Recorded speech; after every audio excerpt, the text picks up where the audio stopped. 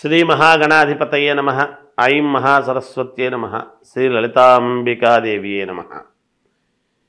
August నెల అంతా కూడా రాశి ఫలాల కార్యక్రమములో భాగంగా ఎవరెవరికి ఏ రాశుల వాళ్లకు ఎలా ఉంటుంది అనేటువంటి దాని మీద ఇప్పుడు నేను తెలియజేస్తున్నాను.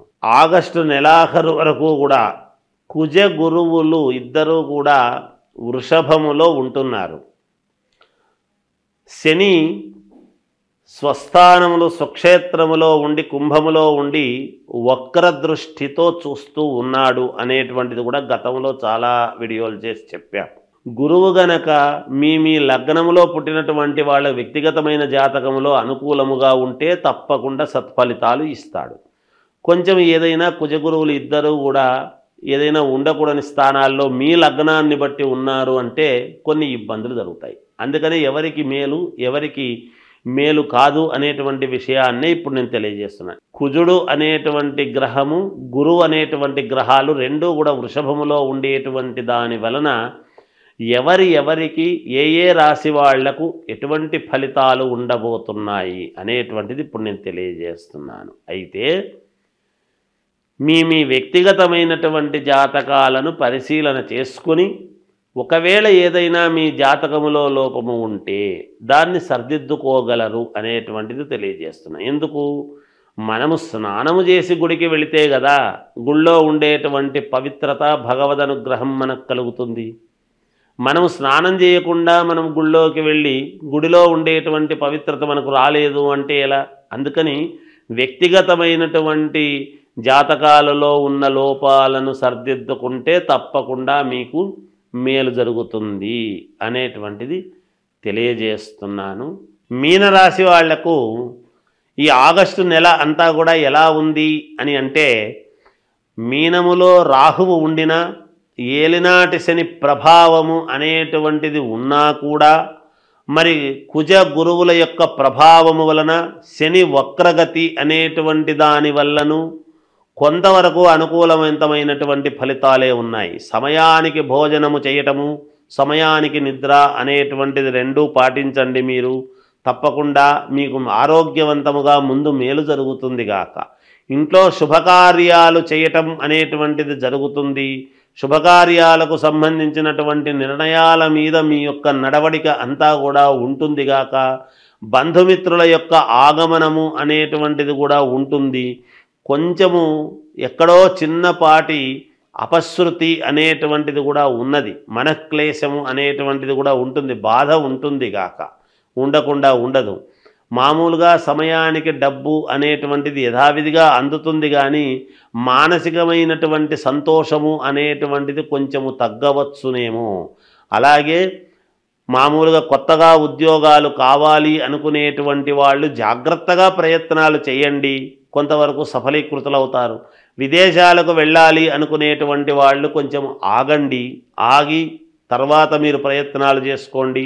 కొత్తగా వ్యాపారాలు మొదలు పెట్టాలి అనుకునేటువంటి వాళ్ళు కూడా ఆగి నెమ్మదిగా ఆలోచన చేసి తర్వాత పెట్టుకోండి, మేలు జరుగుతుంది. కొంతమంది అనవసరమైనటువంటి వ్యక్తులు మీ చుట్టూ చేరి మిమ్మల్ని ఇబ్బంది పెట్టేటువంటి అవకాశము ఉంటుంది. ఎవరు ఏమిటి అనేటువంటిది జాగ్రత్తగా చూసుకోండి, మేలు జరుగుతుంది. అన్నదమ్ముల వ్యవహారాలలో చాలా వరకు మేలు జరుగుతుంది. తర్వాత ఎప్పటి నుంచో స్థిరాస్తుల విషయంలో మీకు రావాల్సినటువంటివి మీ చేతికి అందుతాయి. ఆకస్మికంగా ధనం అనేటువంటిది కూడా మీకు అందుతుంది గాక. మీ లగ్నాలను ఒక్కసారి వ్యక్తిగతమైనటువంటి జాతకాలను మీరు పరిశీలన చేసుకోండి, మేలు జరుగుతుంది. వ్యాపారాలు చేసుకునేటువంటి వాళ్లకు యథావిధిగా వ్యాపారాలలో రావాల్సినటువంటి డబ్బు వస్తుంది. సినిమా రంగంలో ఉండేటువంటి వాళ్ళకైనా రాజకీయ రంగంలో ఉండేటువంటి వాళ్ళకైనా పెద్ద పెద్ద వ్యాపారాలలో ఉండేటువంటి వాళ్ళకైనా ఎవ్వరికైనా ఆచితూచి జాగ్రత్తగా అడుగులు వేయండి, మేలు జరుగుతుంది. మీ వ్యక్తిగతమైన జాతకాలు పరిశీలన చేసుకోండి. ఇంకా మెరుగైనటువంటి ఫలితాలు మీకు కావాలి అనుకునేటువంటి వాళ్ళు మీరు తప్పకుండా మీ ఇంటి దేవుణ్ణి ఆరాధించండి, పరమేశ్వరుణ్ణి ఆరాధించండి. తప్పకుండా మేలు జరిగి సఫలీకృతులవుదురుగాక. శ్రావణ మాసము వచ్చింది అంటే అందరికీ గుర్తొచ్చేది ఏమిటి అంటే వరలక్ష్మీ వ్రతం. అసలు వరలక్ష్మీ వ్రతం చేసుకుంటే ఏమొస్తుంది, ఎందుకు చేస్తున్నాం మనం అనేటువంటిది ఒక్కసారి మనం ఆలోచన చేసుకోవాలి. వరలక్ష్మీ వ్రతం అని అనంగానే పౌర్ణమికి మామూలుగా ముందుగా వచ్చే శుక్రవారం నాడు వరలక్ష్మీ వ్రతం అంటే 2వ వారం ఎప్పుడు పడుతుంది సహజంగా. అలా శుక్రవారము నాడు వరలక్ష్మీ వ్రతం అనేటువంటిది మనం వ్రతకథలో చెబుతాం.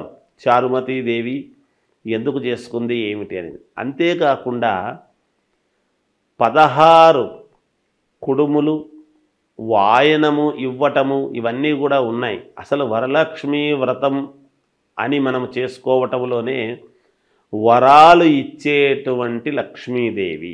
లక్ష్మీ ధనమే ఒక వరం. అదే కాకుండా ఇంకా ఏమిస్తుంది అమ్మవారు అంటే సౌభాగ్యం.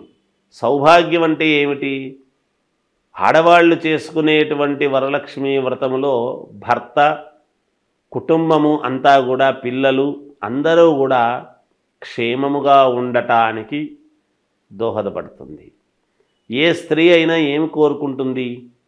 తాను బాగుండాలి అనుకునే దానికంటే కూడా తన భర్త, పిల్లలు, అత్తమామలు అందరూ కూడా బాగుండాలి అనేటువంటి దృక్పథముతోనే ఎప్పుడు కూడా ఆడవాళ్ళు ఈ పూజలు కార్యక్రమాలు చేసుకుంటారు. వాటిలో ప్రప్రథమముగా మొట్టమొదట వరలక్ష్మీ వ్రతం అనేటువంటిది.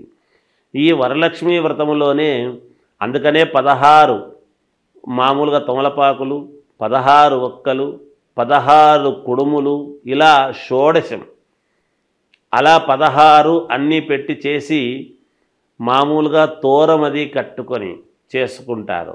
ఆ తోరం కట్టుకోవడం కూడా దాన్ని ఏమిటంటే ఒకటి అమ్మవారుకు, ఒకటి ఈమె. తర్వాత ఈ వరలక్ష్మీ వ్రతము చేసుకున్న తర్వాత ఒక 5 మందికి కానీ, 9 మందికి కానీ, 11 మందికి కానీ ఎవరి శక్త్యానుసారం వాళ్ళు ముత్తైదువులకు మామూలుగా తాంబూలం ఇవ్వటము అనేటువంటిది ఆనవాయితీ.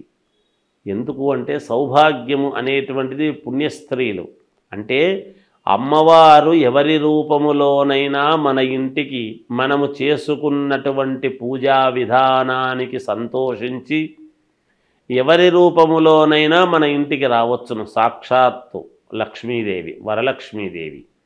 అందుకని ఎవరి రూపములో వస్తుందో తెలియదు. ఆనాడు మనము నిజంగా మన మనస్సులో వీళ్ళని పిలవాలి, వాళ్ళని పిలవాలి అని అనుకుంటాము. కానీ ఆ పిలిచిన వాళ్ళు ఎవరు? కొంతమంది వస్తారు, కానీ పిలవకుండా కూడా కొంతమంది మనకు ఎదురై రండి అంటే వచ్చేవాళ్ళు వస్తారు.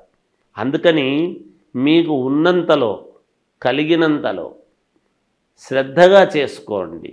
ఆ శ్రద్ధగా చేసుకున్నప్పుడు ఖచ్చితముగా అమ్మవారి అనుగ్రహము పొంది మీరు చాలా వరకు సంతోషముగా జీవితము సాగించేదానికి మేలు జరుగుతుంది గాక.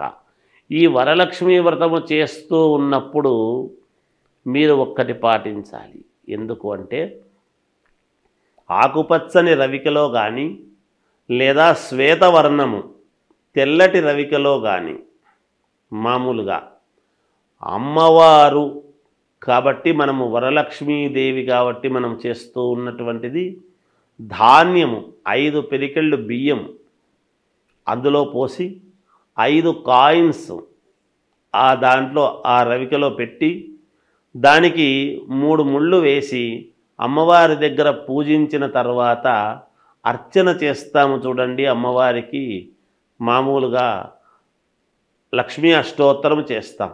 ఆ అష్టోత్తరము చేస్తూ ఉన్నప్పుడు ఆ రవిక గుడ్డ మీద గనక మీరు అష్టోత్తరము చేసినారు అంటే చేసిన తర్వాత దాని మీద ఉండేటువంటి కుంకుమ ఒక చోట ఒక పేపర్లో తీసుకుని దాన్ని తీసుకువెళ్ళి అట్లాగే మీరు బీరువాలో పెట్టుకోండి. తప్పకుండా ధనము మీకు చాలా వరకు ఎన్ని ఇబ్బందుల్లో ఉండేటువంటి వాళ్ళకైనా ఏదో ఒక రకంగా మీకు అమ్మవారి అనుగ్రహము పరిపూర్ణముగా కలగడానికి చాలా రకాల మార్గాలలో ఇదొక రకమైనటువంటి మార్గము. దీన్ని అందరూ పాటించి చేసుకోండి, తప్పకుండా మీకు మేలు జరుగుతుంది అని తెలియజేస్తూ జయోస్తు.